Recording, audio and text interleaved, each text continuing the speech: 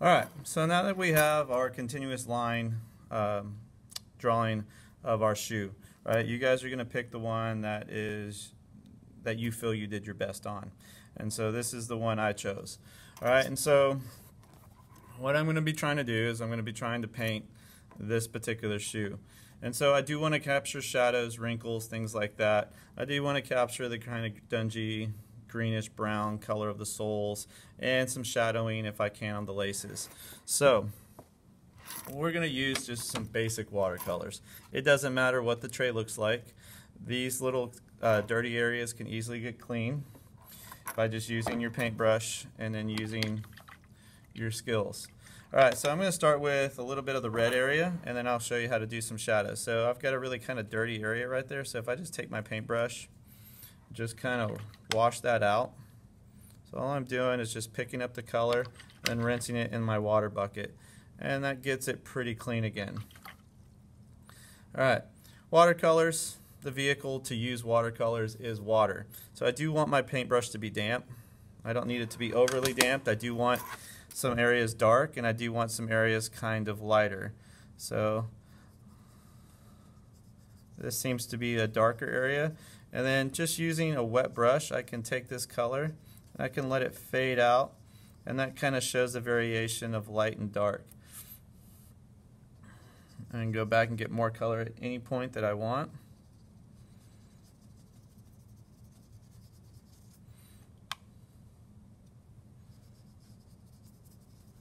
And again, you do want areas where it is kind of light. Alright, so a basic shadow here. Okay, so you can see the color was already a little darker than it should be, but that's okay. I'm going to pick up just a tad bit of blue.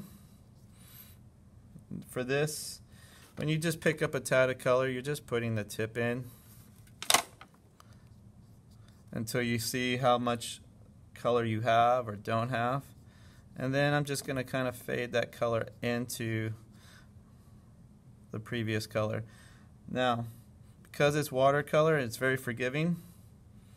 I can load up a blue. Let's say I put a lot of blue and that's too much. Just go back and pick up some red and right on top of that.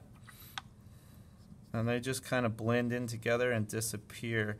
And then I'm starting to create this shoe.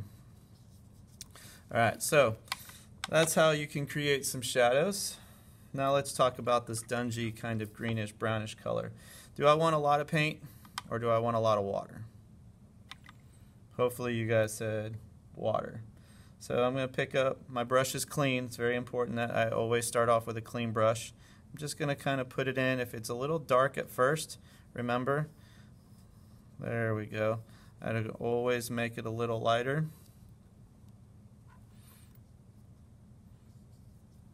Just by adding water to it.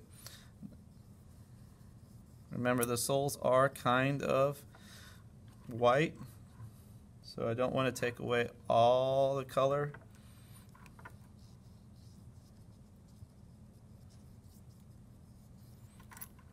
And just kind of play around and let the water and the colors do what they're supposed to.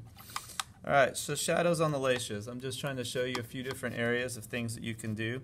Alright, so kind of grayish because the laces are white. And so I'm going to start off with a little bit of blue, very light. And I'm going to find these areas where the laces tend to be a little bit darker. Now if it comes out too dark at first, I'm going to go ahead and use that color in several places before I start worrying about. And then I'm going to use just water, kind of let the stuff disappear. At any point, if you have too much color, you can dab it up a little bit.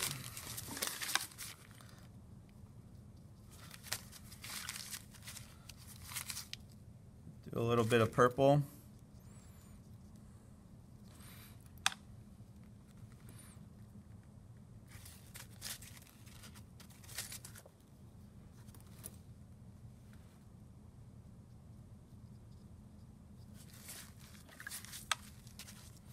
And then I'm going to finish with a tad bit of black.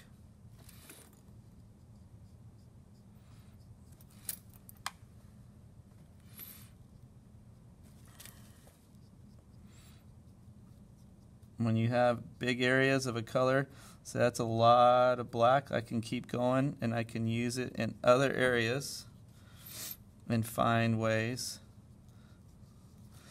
And so you're just trying to make your shoe into a watercolor painting, getting to use some colorizations.